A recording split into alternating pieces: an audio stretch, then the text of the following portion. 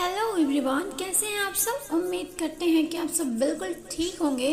अगर आपको मेरी ये स्टोरी अच्छी लगती है तो प्लीज़ चैनल को सब्सक्राइब कीजिए, बेल आइकन को प्रेस कीजिए ताकि वीडियो अपलोड होती है आपको नोटिफिकेशन मिल जाए। एंड सेकंड थिंग, आज का जो पार्ट है वो बहुत बेहद रोमांटिक है। अगर आप किसी को रोमांस सुनना नहीं पसंद है तो प्लीज़ वो इस पार्ट को ना सुने। कुछ लोगों का कहना था कि मैम आप इस कहानी में जो आप कहानी सुनाते हो उसे ओपनली मत सुनाया करो। आई नो कुछ लोगों को चीज़ें पसंद नहीं आती। मैं सही बताऊं तो जब मैं भी सुनाती हूँ तो मुझे भी थोड़ा सा ऑकवर्ड फीलिंग होती है, बट क्या करें, मैंने कहानी उस वे में लिखी है तो मुझे सुनाना पड़ेगा। मैं कट करके भी नहीं सुना सकती क्योंकि आपको समझ में नहीं आएगा। तो अगर आपको कोई प्रॉब्लम हो तो प्लीज़ मत सुनिए। मैं पहले ही बता देती हूँ, मेरा ये काम है, मुझे करना है तो मैं इसे करूँगी।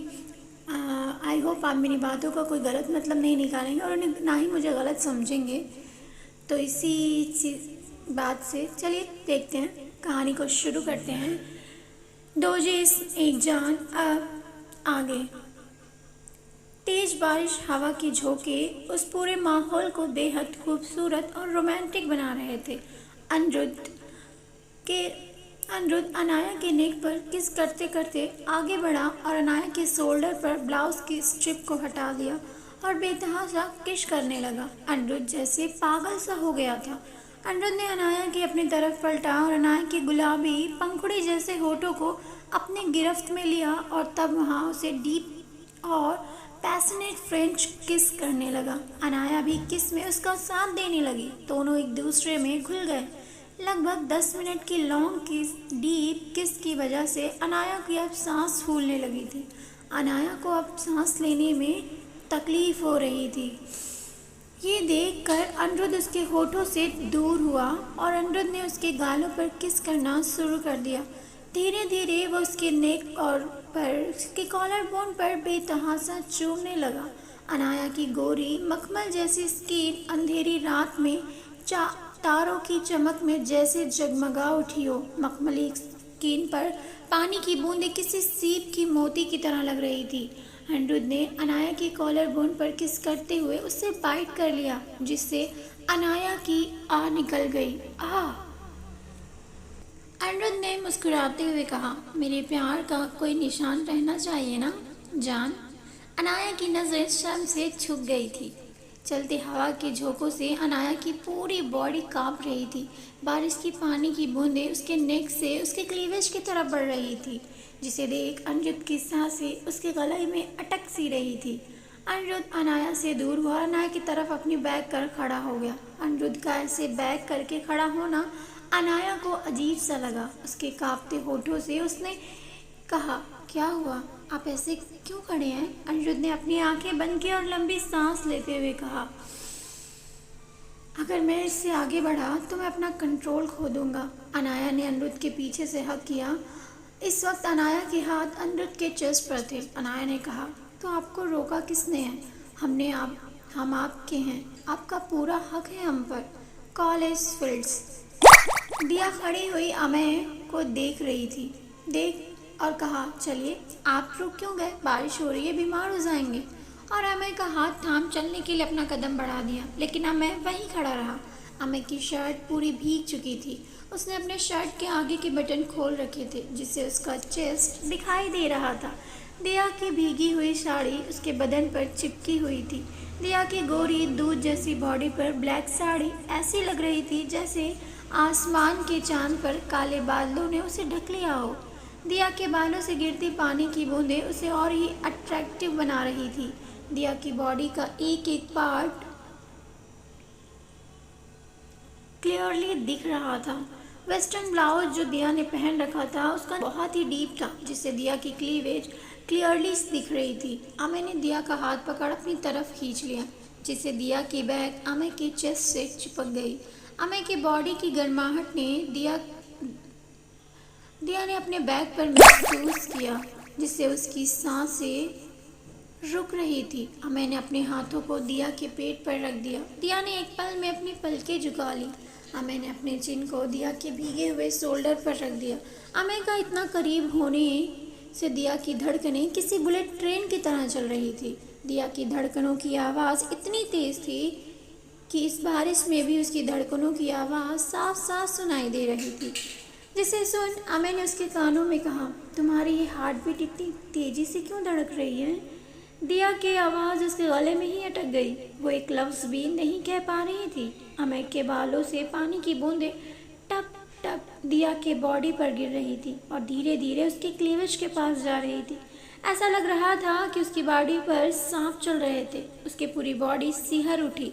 अमय ने दिया को अपनी तरफ किया और उसके फेस को अपने हाथों में लेकर कहा, दिया मेरी तरफ देखो।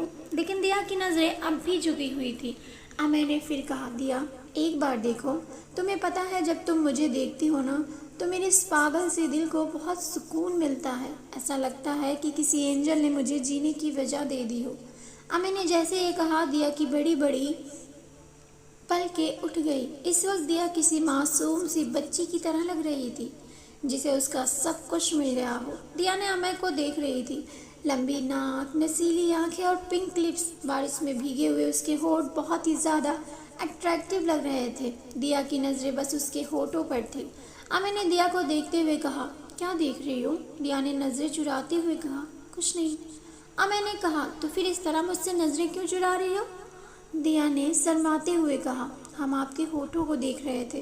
दिया ने जैसे ये कहा, मैंने कहा, क्या मतलब आपके इरादे कुछ ठीक नहीं लग रहे हैं? दिया ने अपने हाथों का मुक्का बना उसके चेस्ट पर मारते हुए कहा, आप बहुत बेशर्म हो। मैं आपके होठ इसलिए देख रही थी क्योंकि आपके होठ किसी लड़के से भी ज़्यादा पिंक हैं और क्यूट भी। अमय ने उसके हाथों को पकड़कर कहा, अब तुम मुझे पंच भी मारोगी? हाँ। दिया अपनी पलकें उठा उसे देखने लगी। अमय ने मुस्कुराते हुए और दिया को छेड़ते हुए कहा, पिंक है, क्यूट है, लेकिन तुम्हारे हैं। अमय ने जैसे ये कहा, दिया की पलकें झुक गई। जिसे देख अमय ने कहा, दिया ये क्या बात हुई? इतनी छोटी छोटी बातों पे अब तुम टमाटर की तरह लाल हो जाओगी और इतना ब्लश करोगी तो मेरा क्या होगा? टेरेस। अनिरुद्ध अनाया का हाथ पकड़ उसे अपने सामने किया और कहा, जान मैं जानता हूँ आप पर सिर्फ मेरा हक है, लेकिन शादी से पहले अपनी कोई भी लिमिट नहीं तोड़ सकता। मैं अपनी वाइफ के साथ अपने खूबसूरत पल जीऊँगा। मैं अपनी वाइफ के साथ अपने हस्बैंड होने का हक जताऊँगा। मैं अपनी वाइफ के साथ अपना गोल्डन टाइम स्पेंड करूँगा। मैं बहुत प्यार करता हूँ। मेरी खुशी के लिए तुम सब कुछ करने को तैयार हो। मैं इस तरह कॉलेज के टहरे पर अपना रिश्ते को नहीं आगे बढ़ाऊँगा। मैं अपनी जान को, अपनी वाइफ, अपना नाम दूंगा। देन हम अपने इस रिश्ते को आगे बढ़ाएंगे। अनिरुद्ध की बातें सुन अनाया की आंखों से आंसू गिरने लगे। अनिरुद्ध ने अपने हाथों से अनाया के आंसुओं को पोंछा और धीरे धीरे अपने होठों से अनाया की आंखों को चूम लिया और कहा, इन मोतियों को ज़ाया क्यों कर रही हो? ये बहुत इम्पोर्टेंट है मेरे लिए। अनाया ने अनिरुद्ध को देखते हुए कहा, आई लव यू, और एक झटके में उसके गले लग गई।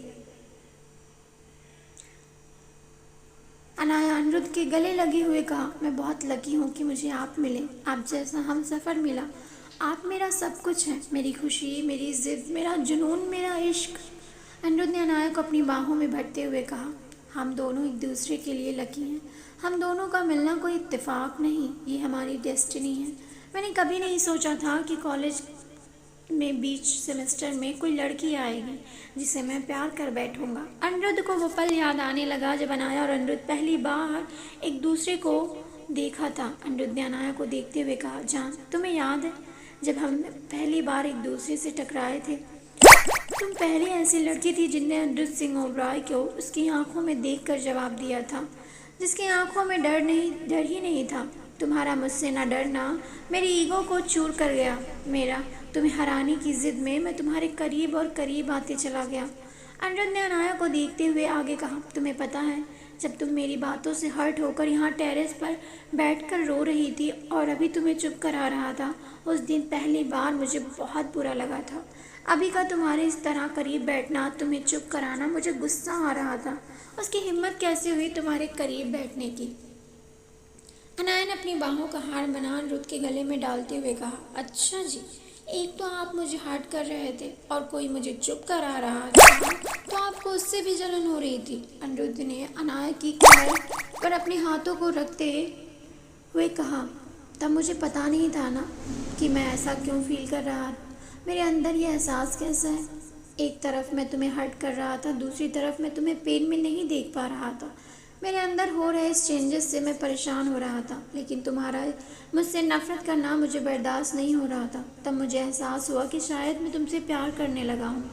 अनाया ने अनिरुद्ध को देखते हुए कहा, आज अचानक आपको ये सब क्यों याद आ रहा है? अनिरुद्ध को निगाहें बस अनाया पर टिकी हुई थी। अनिरुद्ध की आंखों में बेपनाह प्यार था, चेहरे पर एक बेचैनी थी। अनिरुद्ध की आंखों में देखते हुए कहा, आप ठीक हैं? अनिरुद्ध ने अपने होठों को अनाया के फॉरहेड पर रख दिया और बड़े ही प्यार से चूम लिया और कहा, जब तक तुम मेरे साथ हो मैं बिल्कुल ठीक हूँ। तुम्हारी मौजूदगी इस बात का प्रूफ है कि मैं बिल्कुल ठीक हूँ। अनाया अपने पंजे पर उठी और अनिरुद्ध के फॉरहेड पर किस करते हुए कहा, चलें अब हम नीचे चलना चाहिए, हमें ठंड लग रही है। अनाया जैसे ये कहा, अनिरुद्ध ने अनाया को अपनी बाहों में उठा लिया और कहा, इससे पहले मेरी जान को सर्दी लग जाए हमें चलना चाहिए। College ground. दिया के फेस टमाटर की तरह रेड हो गया था। अमय ने दिया को देखते हुए कहा, आपका इस तरह ब्लश करना बहुत ही क्यूट लग रहा है एंजल। अमय ने जैसे ही कहा, दिया की पलकें उड़ गई और वो अपनी आंखें बड़ी कर अमय को देखते हुए कहा, आपने अभी क्या कहा? अमन ने बेफिक्री से कहा, आपका इस तरह ब्लश करना बहुत क्यूट लग रहा है एंजल। दिया ने शॉक होते हुए कहा, एंजल? अमन ने दिया की कमर पकड़ उसे अपने करीब किया। दिया हड़बड़ा गया और हड़बड़ाते हुए कहा, ये क्या कर रहे हैं आप? अमन ने मुस्कुराते हुए कहा, क्या कर रहा हूँ? मेरी गर्लफ्रेंड हो, क्या मेरा इतना हक नहीं है? और किसी खरगोश की तरह फेस बनाते हुए कह दिया, बोलो ना। दिया ने कहा, हमने ये नहीं कहा कि आपका हक नहीं है, बट अभी कोई आ जाएगा तब। दिया ने जल्दी जल्दी में क्या कह दिया। अब उसे एहसास हुआ, उसने अपनी लोअर लिप को अपने दांतों के नीचे दबा लिया और कहा, ओ गॉड। अब मैं दिया की इतनी क्यूट सी हरकतों को देख मुस्कुरा रहा था। दिया ने जब अमय को मुस्कुराते हुए देखा तो उसने कहा, आप मेरा मजाक उड़ा रहे हो? जाओ, मैं आपसे बात नहीं करती। अमय ने दिया की कमर पर अपनी पकड़ कसते हुए कहा, एंजल मेरी इतनी हिम्मत कि मैं आपका मजाक उड़ाऊंगा? दिया ने अमय की बात को बीच में काटते हुए कहा, फिर आपने कहा? अमय ने कंफ्यूज होते हुए कहा, क्या कहा? अगर आपको ये कहानी अच्छी लगती है तो प्लीज़ लाइक कीजिए एंड शेयर कीजिए। फिर मिलेंगे एक नए पार्ट के साथ। तब तक के लिए टेक केयर एंड बाय।